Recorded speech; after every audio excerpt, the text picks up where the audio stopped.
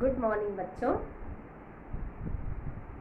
आज बच्चों हम लोग अपने हिंदी स्पर्श पाठ पुस्तक के कबीर की साखी नामक पाठ का पुनरावृत्ति करेंगे।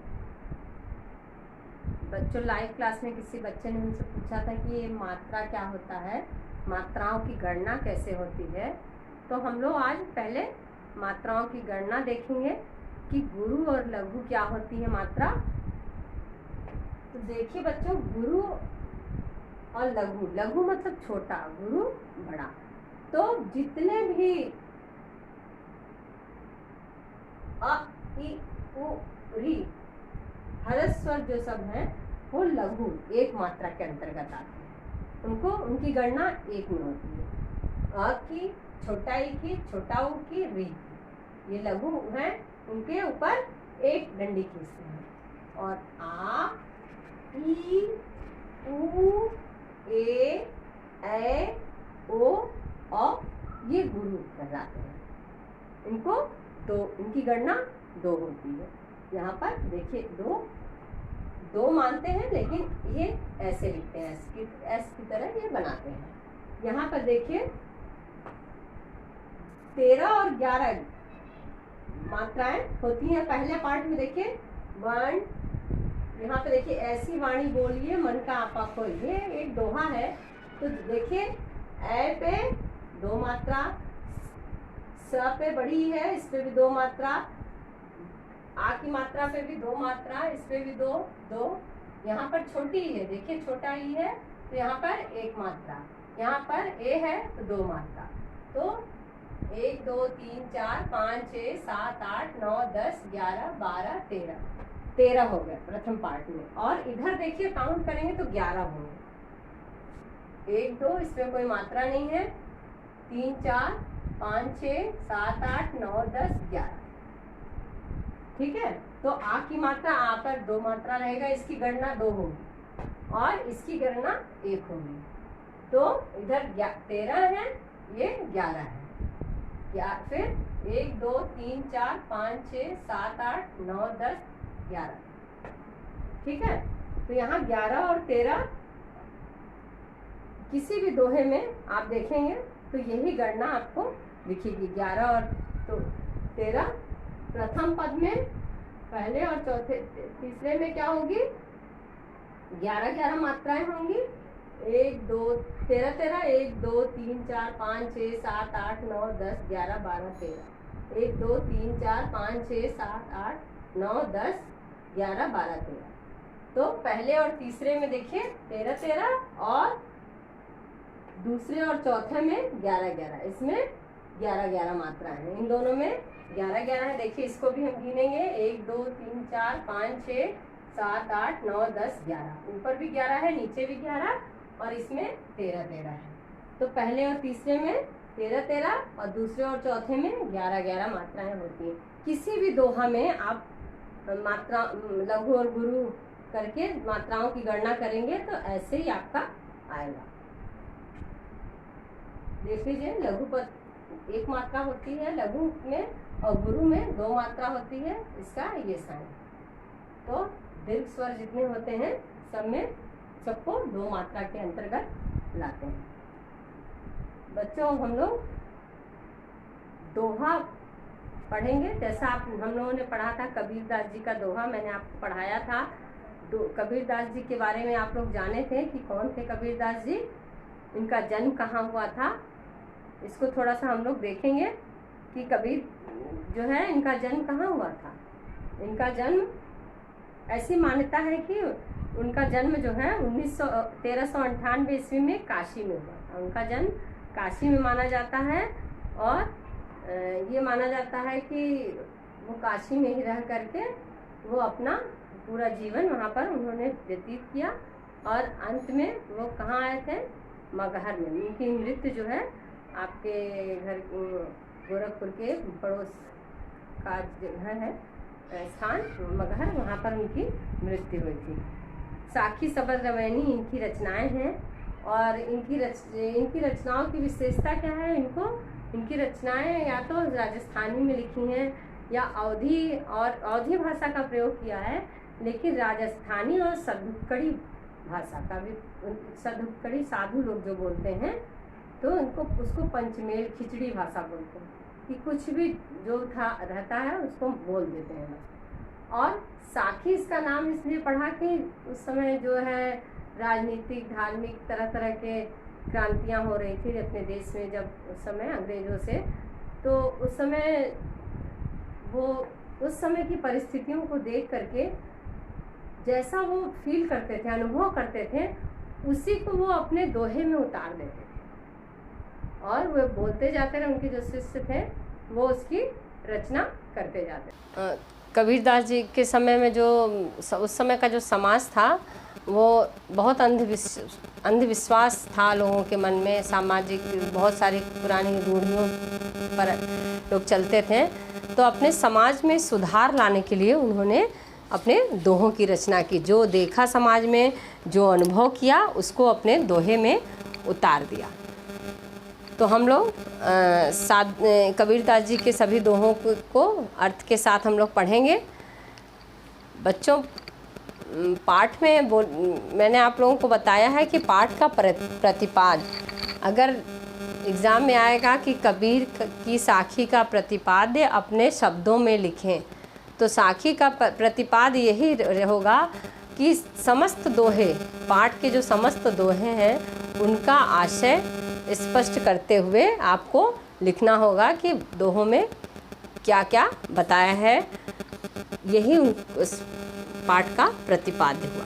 संपूर्ण दोहे का अर्थ समझाते हुए उसको लिखना होगा पैराग्राफ में। ऐसा नहीं कि अलग अलग एक एक पैराग्राफ में एक एक, उसका सार क्या है समस्त दोहों का, वही जो है वह प्रतिपाद होता है या सारांश होता है। पहला दोहा हम लोग देखते हैं। ऐसी बाणी बोलिए मन का आपा खोई, अपना तन शीतल करे औरन को सुख होई।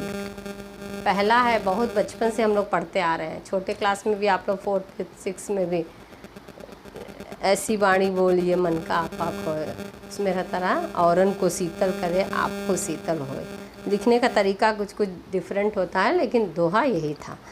तो इसमें क्या कबीरदास जी कहते हैं कि प्रस्तुत दोहे में क्या मीठी बोली के महत्व को दर्शाया गया है। प्रस्तुत पाठ का जो प्रसंग है उसमें क्या हम लिखेंगे कि इसमें मीठी बोली को बताया गया है कि मीठी बोली कितना महत्वपूर्ण हमारे जीवन में है, क्या उसका फल मिलता है। ठीक है, कैसे मीठी वाणी व्यक्ति को जीवन में बोलना चाहिए उसके बारे में बताया गया है। और संदर्भ तो वही रहेगा, प्रस्तुत पद्यांश हमारी पाठ्य पुस्तक स्पर्श भाग 2 के साखी नामक पाठ से लिया गया है। प्रस्तुत पाठ के रचयिता कबीरदास जी हैं और प्रस्तुत पाठ में इन्होंने मीठी बोली के महत्व को बतलाया है, या हमें बताया है कि हमें हमेशा क्या करना चाहिए, मीठी वाणी मीठी बोली ही बोलना चाहिए। तो देखिए क्या बताते हैं, ऐसी वाणी बोलिए मन का आपा खोए, अपना तन शीतल करे औरन को सुख होए। कहते हैं कबीरदास जी कहते हैं कि हम सभी लोगों से कह रहे हैं कि ऐसी वाणी बोलो कि बोलिए मन का आपा मतलब घमंड। आपा क्या होता है, मन का घमंड जो है उसको, घमंड को जो है त्याग कर, अहंकार को अपने त्याग कर बोलिए।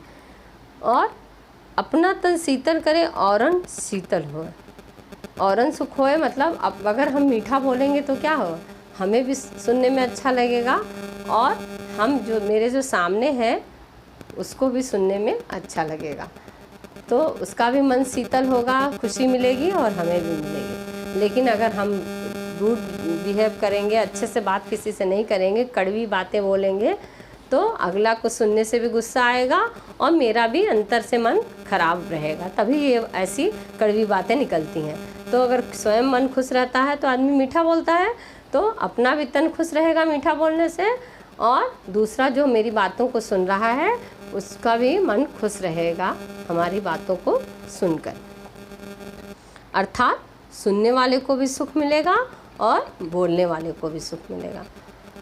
दूसरा है, कस्तूरी कुंडली बसे मृग ढूंढे बनमाए, ऐसे घटी घट ग्राम है दुनिया देखे नाय। कस्तूरी क्या होता है, एक प्रकार का पदार्थ होता है जो हिरण की नाभि में रहता है, और उसको हिरण, वो सुगंधित पदार्थ रहता है, उसको ढूंढने के लिए जंगल में इधर उधर हिरन जो है घूमता है, ऐसे देखता है, इधर देखता है, उधर दौड़ता है, लेकिन उसको ये नहीं पता है कि वो उसकी नाभि में है। तो कबीरदास जी कहते हैं जिस प्रकार कस्तूरी जो है नाभि, कुंडली मतलब नाभि में, हिरन की नाभि में रहती है, उसको दर दर ढूंढता फिरता है पूरे जंगल में, उसी प्रकार ऐसे घट घट राम है। इसी प्रकार जो है हमारे हर जगह हर तरफ जो है कण कण में निवास है। कौन? ईश्वर का निवास हमारे कण कण में है। हमारे चारों तरफ ईश्वर व्याप्त है, मगर हम लोग उनको कहाँ ढूंढते हैं? हम लोग इधर उधर उनको पाने के लिए, कोई मंदिर जाता है ईश्वर के लिए, कोई मस्जिद जाता है, कोई इधर जाता है, कोई उधर जाता है। उनको प्राप्त करने के लिए हम लोग इधर उधर भटकते हैं, क्योंकि हम उन्हें देख नहीं पाते। इसलिए हम सोचते हैं कि ईश्वर की प्राप्ति वहीं जाकर हमको होगी। लेकिन अगर देखा जाए तो हमारे ईश्वर हमारे कण कण में व्याप्त है। ठीक है। नेक्स्ट है, जब मैं था तब हरि नहीं, जब हरि है मैं नाय, सब अंधियारा मिट गया जब दीपक देखा माए। फिर देखिए यहाँ क्या बता रहे हैं कवि, क्या बोलते हैं? जब ईश्वर की प्राप्ति होती है तो व्यक्ति को क्या होता है? जब मैं था तब हरि थी नहीं, जब घमंड रहता है तो उसको ईश्वर नहीं मिला। मैं मतलब घमंड से है, ठीक है। मैं मतलब घमंड से है कि जब मैं था तब हरि नहीं। जब व्यक्ति को घमंड रहता है, पैसे रुपए धन दौलत सब रहता है, तो उसको क्या होता है? भगवान को कोई नहीं याद करता है उस समय। तो जब अहंकार रहता है तो ईश्वर व्यक्ति को नहीं मिलते हैं। सब अंधियारा मिट गया जब दीपक देखा माए। और जब ईश्वर कहते हैं सब अंधियारा मिट गया, कब अंधेरा? जब ईश्वर का दर्शन हुआ, साक्षात व्यक्ति को ज्ञान हुआ, तो उससे क्या हुआ? सब अंधियारा मिट गया, यानी सब अहंकार जो है व्यक्ति का खत्म हो गया। यानी उस ज्योति स्वरूप जो दीपक है उसको देखकर, ईश्वर रूपी दीप को देख करके मन का सारा अहंकार जो है खत्म हो गया और सत्य का दर्शन हो गया। सत्य मतलब इस एकमात्र सत्य कि ईश्वर है, ठीक है। तो अहंकार ही ईश्वर का विरोधी है। जहाँ अहंकार रहेगा वहाँ पर ईश्वर नहीं रहेंगे। क्लियर हुआ? जब मैं था, मैं मतलब घमंड अहंकार था, तब ईश्वर नहीं थे, ठीक है। तब अब हरि है मैं नहीं। और जब हरि आ गए, ईश्वर हमें प्राप्त हो गए, तो मेरा सारा अहंकार जो है, ईश्वर ज्ञान प्राप्त होने के साथ साथ अहंकार मेरा खत्म हो गया। सब अंधेरा मिट गया जब दीपक रूपी, ईश्वर रूपी दीपक जब हमको दिखा, तो हमारे आगे के सारे अंधेरा जो है खत्म हो गया। नेक्स्ट देखिए, सुखिया सब संसार है, खाए अरु सोए, दुखिया दास कबीर है, जागे अरु रोए। प्रस्तुत पाठ में क्या बताते हैं? संसार के लोगों के बारे में कहा गया है कि संसार में हम आप या जो भी देखे, सब लोग क्या है? मस्त खा पी के सो रहा है, आराम कर रहा है और खुश है। तो कहते हैं, कबीर कहते हैं, संसार में सब लोग खा रहे हैं, पी रहे हैं और मौज से सोए हुए हैं। दुखिया दास कबीर है, जागे और रोए। और परंतु दुखिया कौन है? कि कबीर ही दुखिया है, क्योंकि उसे वो ईश्वर की प्राप्ति के लिए वो जगा हुआ है, ठीक है। तो दुखिया दास कबीर है, जागे और रोए। ईश्वर की प्राप्ति के लिए जगा हुआ है और उसके वियोग में उसके वियोग में दिन रात क्या कर रहा है? रो रहा है कि ईश्वर की प्राप्ति हमें हो जाए। इसलिए बहुत दुखी है। कौन? कबीर।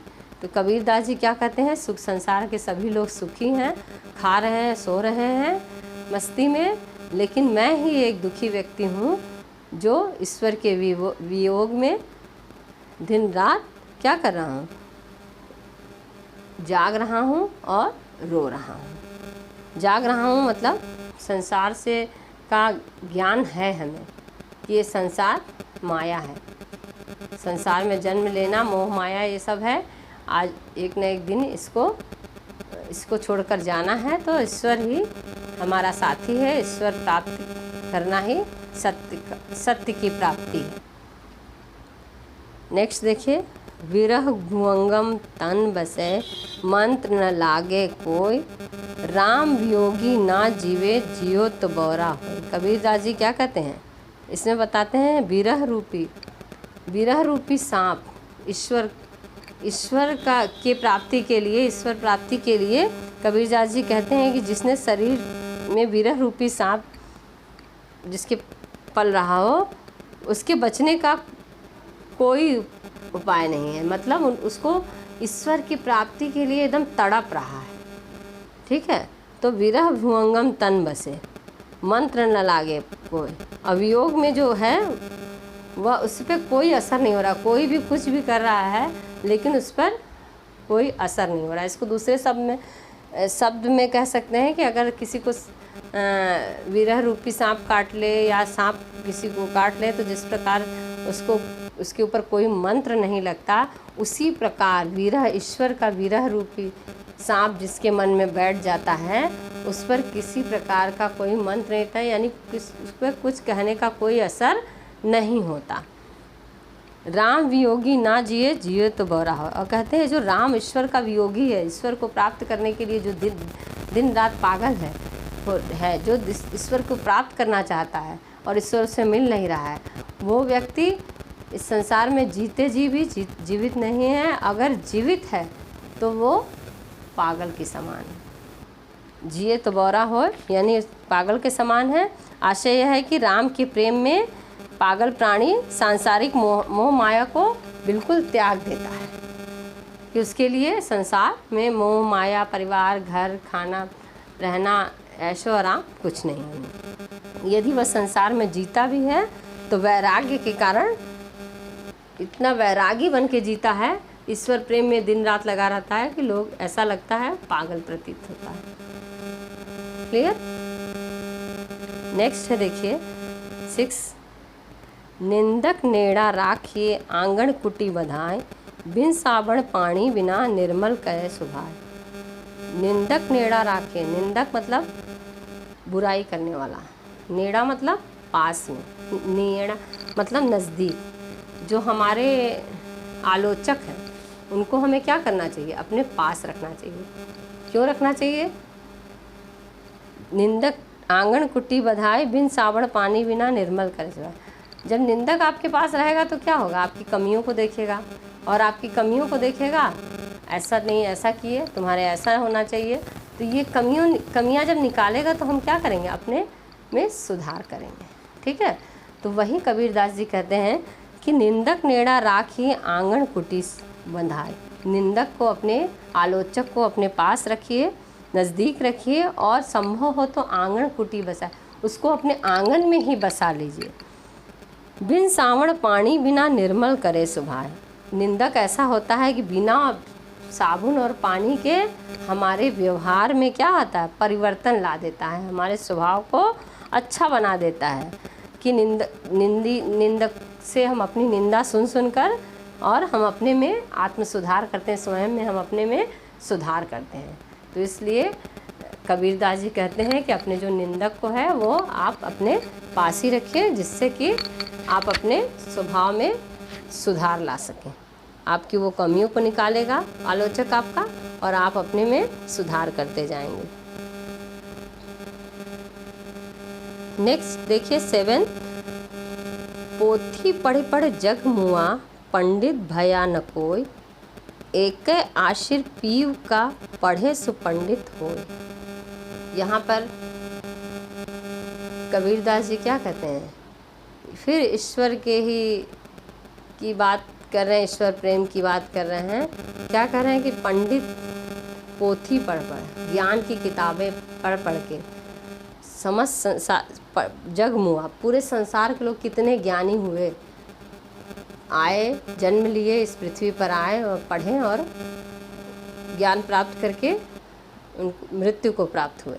पंडित भया न कोई, लेकिन कोई भी ज्ञानी नहीं बना। ज्ञानी, पंडित मतलब ज्ञानी नहीं हुआ। एक अशिर पीव का, अशिर मतलब अक्षर, ठीक है, एक अशिर मतलब अक्षर, पीव का, पीव मतलब ईश्वर प्रिय, प्रिय मेरा कौन है यहाँ पे? ईश्वर। एक आशीर पीयू का पढ़े तो सुपंडित हो। एक ही अक्षर है जो पीयू या प्रेम या ईश्वर का, अगर उसको व्यक्ति पढ़ लिया तो वो ज्ञानी हो गया।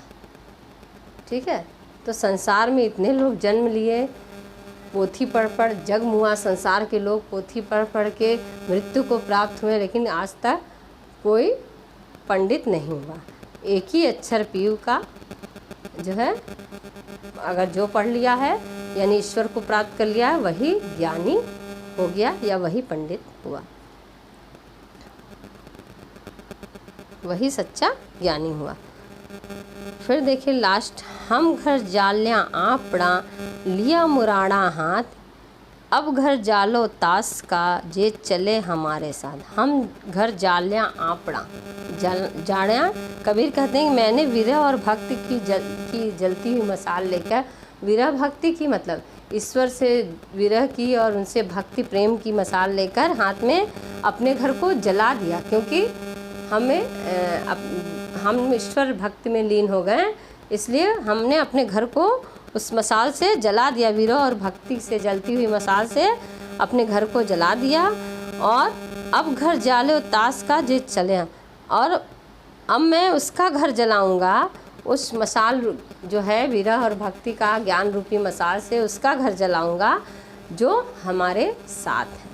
यानी उनको भी, अब जो भक्त मेरे साथ हैं, भक्ति के मार्ग पर चलने को तैयार हैं, उनको हम क्या करेंगे? उनका भी घर जला दूंगा, अर्थात उनके मन में भी क्या करूंगा?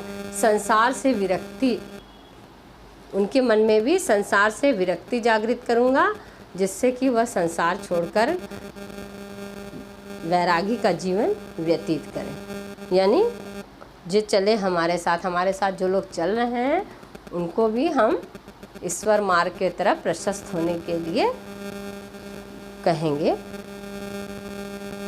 बच्चों, हम लोग पाठ के अभ्यास प्रश्न को कर लिए हैं। हम लोगों ने भावार्थ पढ़ा।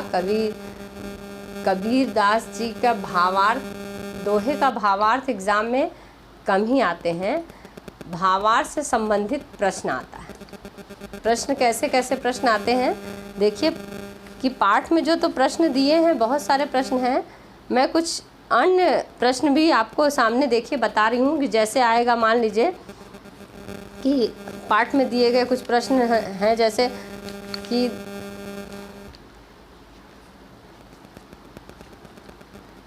कबीर, निंदा की क्या उपयोगिता हो सकती है? निंदा की क्या उपयोगिता है, अगर ये पूछ दिया जाए तो निंदक नेड़ा राखिए जो दोहा है, उसी से संबंधित इसका आंसर होगा। निंदा की क्या उपयोगिता है? क्योंकि निंदक जब मेरे पास रहेगा तो हमारी, निंदक मतलब आलोचक, हमारे पास रहेगा तो हमारे अंदर की कमियां जो हैं दूर होंगी। क्योंकि वो निंदक का मतलब क्या है? वो निंदा करने वाला, आलोचना करने वाला। तो आलोचक पास रहेगा तो हमारे में कमियां निकालेगा, और जब वो कमियां निकालेगा तो मैं उसमें सुधार करूँगी। क्लियर? फिर देखिए ऐसे ही प्रश्न पूछेगा दोहे से। फिर देखिए पूछा है, कबीर के अनुसार सच्चा ज्ञान क्या है? सच्चा ज्ञान क्या होता है? सच्चा ज्ञान ईश्वर ज्ञान है। कबीर के अनुसार सच्चा ज्ञान क्या है? पुस्तकों को पढ़ने से नहीं हो, पोथी पढ़ जग मुआ पंडित भयानक। प्रेम का, ईश्वर का जो ज्ञान है वही सच्चा ज्ञान है। ठीक है। फिर पूछे प्रश्न है, देखिए, कबीर के दोहों को साखी कहा जाता है, क्यों कहा जाता है? मैंने बताया था आप लोगों को साखी क्यों कहा जाता है। क्योंकि कबीर दास जी ने जो साक्षात देखा और जो अनुभव किया, उसी को अपने दोहों में उतारा है। ठीक है, इसीलिए उसका नाम साखी पड़ा। कबीर ने अपने दोहे निजी अनुभव के आधार पर लिखे। उन्होंने जैसा जीवन का साक्षात्कार किया वैसा ही लिख दिया। जीवन के साक्षी अर्थात गवाह होने के कारण साक्षी या साखी कहलाए। साक्षी लोग बोलते नहीं, गवाह, तो इसीलिए उसका नाम साक्षी या साखी पड़ा। कस्तूरी मृग के उदाहरण द्वारा कबीर ने क्या स्पष्ट किया? एक प्रश्न अगर आएगा कि कस्तूरी मृग के, देखिए मैं प्रश्न बोल रही हूँ, आप अपनी कॉपी पे नोट करते रहिए। कस्तूरी मृग के उदाहरण के द्वारा कबीर ने क्या स्पष्ट किया? कस्तूरी मृग का उदाहरण द्वारा क्या स्पष्ट किया? ये स्पष्ट किया है ना कि जिस प्रकार कस्तूरी मृग के हिरन में रहते हुए भी मृग उसको इधर उधर वन में ढूंढता है, उसी प्रकार ईश्वर भी हमारे कण कण में व्याप्त हैं। हम अज्ञानतावश उनको इधर उधर मंदिर मस्जिद यहाँ वहाँ ढूंढते फिरते हैं। ठीक, नेक्स्ट है कबीर के अनुसार कैसी वाणी का प्रयोग करना चाहिए? ये तो है मीठी वाणी, क्योंकि जिसको मीठी वाणी से बोलने वाला और सुनने वाला दोनों ही प्रसन्न होते हैं, इसलिए हमें मीठी वाणी बोलना चाहिए।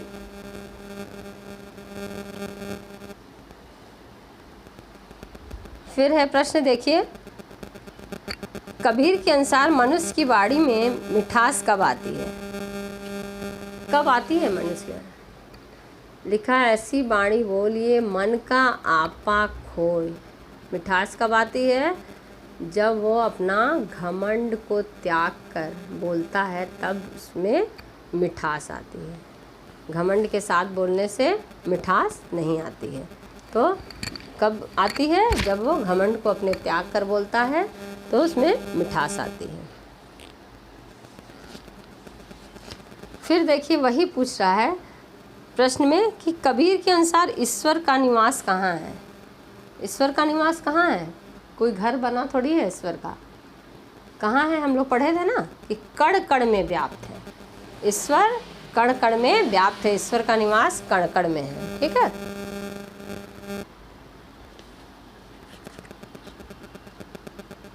फिर देखिए प्रश्न है सच्चा भक्त किसे कहा गया है? सच्चा भक्त कौन है? जो प्रभु के विरह में घायल हो और प्रभु का प्रेम अनुभव किया हो, अपने प्रभु को प्राप्त करने के लिए परेशान हो। ठीक,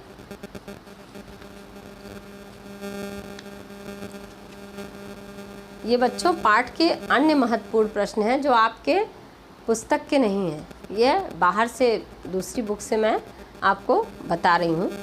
ठीक है, ऐसा भी आ सकता है कि दिए गए पंक्तियों का आशय स्पष्ट कीजिए। जैसे मान लीजिए ये दिया राम योगी ना जीवे, जीवे तो बौरा होए। प्रस्तुत पंक्ति का आशय स्पष्ट कीजिए। तो ये 3 या 5 मार्क्स का आएगा। तो इसको अच्छे से आपको एक्सप्लेन करना होगा कि इस पंक्ति का आशय क्या है। कि ईश्वर के जो है राम ईश्वर से प्रेम करने का अर्थ है कि भगवान से प्रीति प्रेम, और उससे मोह करने के बाद उससे जब प्रेम हो जाता है तो क्या होता है कि उसके वियोग में व्यक्ति जी नहीं पाता। ठीक है, नेक्स्ट है क्या आप मानते हैं कि निंदक की वाणी सुनने से आत्मशुद्धि होती है? आत्मशुद्धि होती है यानी स्वयं में आदमी में परिवर्तन आता है। निंदक की वाणी मानने से आप अगर अपने विवेक से उत्तर देना होगा तो आपको देना होगा। कुछ लोग कहेंगे कि बहुत लोग ऐसे भी हैं कि बार बार कमियां मेरे में निकाला, चलो हम वैसे ही करते हैं, अपनी कमियों को दूर नहीं करेंगे। लेकिन कुछ लोग ऐसे हैं कि मेरे में कमी निकाला है तो हम क्या करेंगे, उसमें सुधार करेंगे। ठीक है, तो आप इसमें अगर तर्कयुक्त आपको उत्तर देना है तो आप अपने विवेक से लिखेंगे कि आपको क्या सही लग रहा है।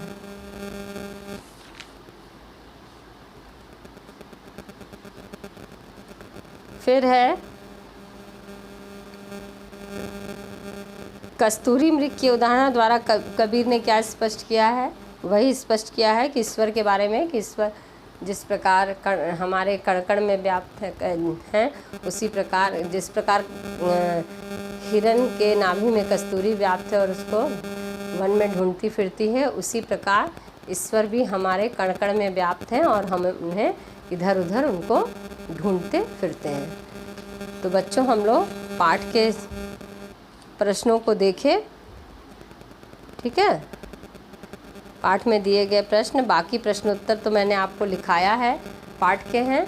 ये अलग से कुछ प्रश्न थे उसको हम लोग डिस्कस किए आपस में।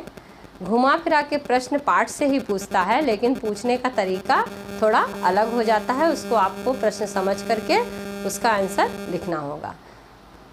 और बच्चों, आप लोग पाठ को याद करिए, क्योंकि हाफ ईयरली एग्ज़ाम आने वाला है। पाठ के प्रश्नों को, अब भावार्थ को अच्छे से पढ़ेंगे, पूरा पाठ अच्छे से तैयार करेंगे, जिससे कहीं से भी कोई प्रश्न पूछा जाए तो आप एग्ज़ाम में लिख सकें। तो बच्चों, बाकी मैं नेक्स्ट क्लास में पढ़ाऊँगी। धन्यवाद।